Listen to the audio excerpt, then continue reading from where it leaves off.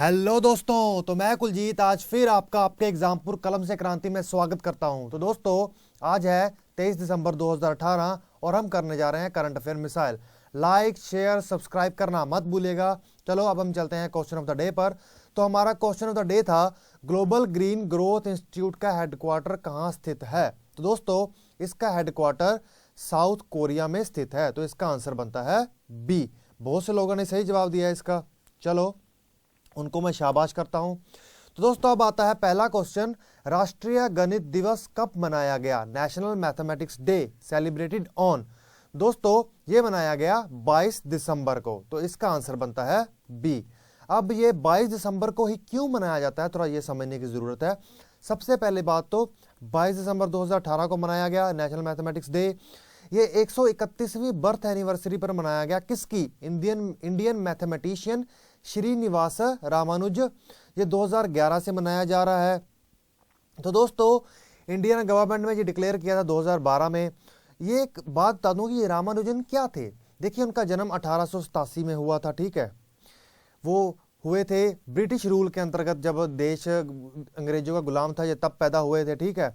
ये एक बहुत बड़े मैथमेटिशियन थे दोस्तों। आज का मैथमेटिक्स जो भी है, चाहे अंग्रेजों के पास चाहे दुनिया के पास, ये जो डेवलप करके दिया है ये इन्हीं की देन है। ये एक बीमारी की वजह से इस दुनिया को छोड़ गए थे, लेकिन अगर ये कुछ साल और यहाँ पे रह जाते तो ये एक पूरा का पूरा मैथमेटिक्स सिस्टम ही बदल के रख देते। और इन पे तो रिसर्च भी हुई है, और डिस्कवरी जैसे चैनल्स पर या फिर नेशनल ज्योग्राफिक जैसे चैनल्स पर, बीबीसी जैसे चैनल्स पर इनकी डॉक्यूमेंट्रीज भी है। यूट्यूब में आज भी इनकी डॉक्यूमेंट्री आपको मिल जाएगी। ये देखिए ये इनकी फोटो है, इंडियन मैथमेटिशियन श्रीनिवास रामानुज, ठीक है। देखिए ये मैथमेटिक्स में इतने तेज थे कि दूसरे कोई भी सब्जेक्ट ये पढ़ते ही नहीं थे, उनमें इनके नंबर ही नहीं आते थे। इनको जो भी डिग्रीज मिली इनकी मैथमेटिक्स की वजह से ही मिली, और अंग्रेजों ने इन्हें सिर्फ इसलिए वहाँ पे बुला लिया था। पहले वर्ल्ड वॉर के कारण इनका जो प्रतिभा थी वो इतनी उजर के सामने नहीं आई, लेकिन धीरे धीरे दुनिया समझ चुकी। आज भी जो इनकी टर्म्स हैं वो डिकोडिफाई करने में लगे हुए हैं अंग्रेज, चलो, या फिर साइंटिस्ट। यूनानी दिवस 2019 के लिए निम्नलिखित में से 50 की गुणता। देखिए 50वां यूनानी डे मतलब 50 day count, which who of the following launched 50 day count for यूनानी डे। मतलब यूनानी डे मनाया जाएगा, लेकिन वो 50 डे का काउंटडाउन जो शुरू होना है वो किसने डिक्लेयर किया है, सेंट्रल काउंसिल फॉर रिसर्च इन यूनानी मेडिसिन। तो इसका आंसर बनता है बी, ठीक है। अब मेडिसिन को लेकर, हेल्थ को लेकर जो हमारी गवर्नमेंट है वो बहुत ज़्यादा एक्टिव हुई है, ठीक है। तो वो हर तरह के मेडिकल सिस्टम को लाना पसंद करेगी। Which of the following written A, असल में हु आना चाहिए, who of the following written a book changing India, बदलते भारत बुक किसने लिखी। तो दोस्तों ये लिखी है former prime minister Manmohan Singh ने, पूर्व पीएम मनमोहन सिंह ने लिखी है। तो इसका आंसर बनता है बी, ठीक है दोस्तों। अब हम चलते हैं आगे।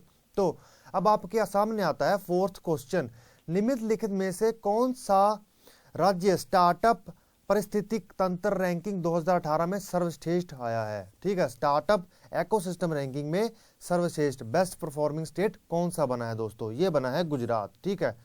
डी इसका आंसर है। चलो अब हम चलते हैं आगे।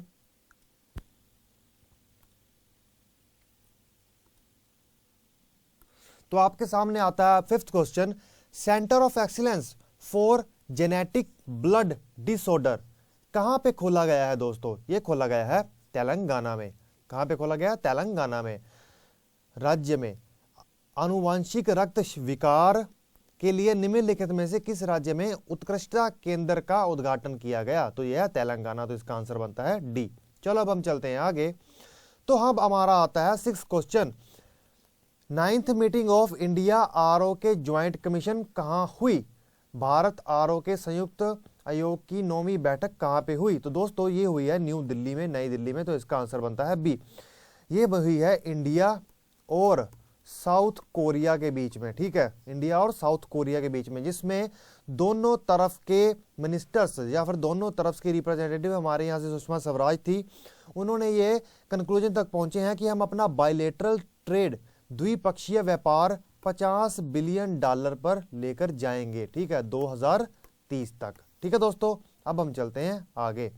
तो 7th क्वेश्चन आता है, who of the following has appointed as the chairman, किसे चेयरमैन नियुक्त किया गया है, अध्यक्ष नियुक्त किया गया है central board of indirect tax and custom का, अप्रत्यक्ष कर और सीमा शुल्क के केंद्रीय बोर्ड का अध्यक्ष किसे नियुक्त किया है। तो दोस्तों प्रणब कुमार दास को ये नियुक्त किया है दोस्तों, तो इसका आंसर बनता है ए। चलो अब हम चलते हैं आगे।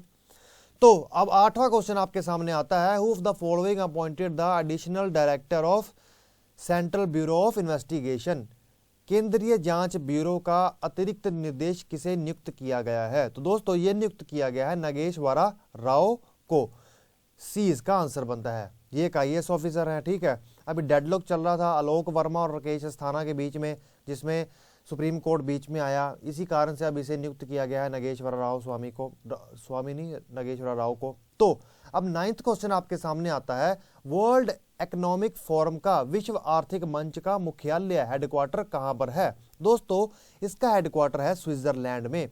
वर्ल्ड इकोनॉमिक फोरम का हेडक्वार्टर है विश्व आर्थिक मंच का स्विट्जरलैंड में, तो इसका आंसर बनता है डी।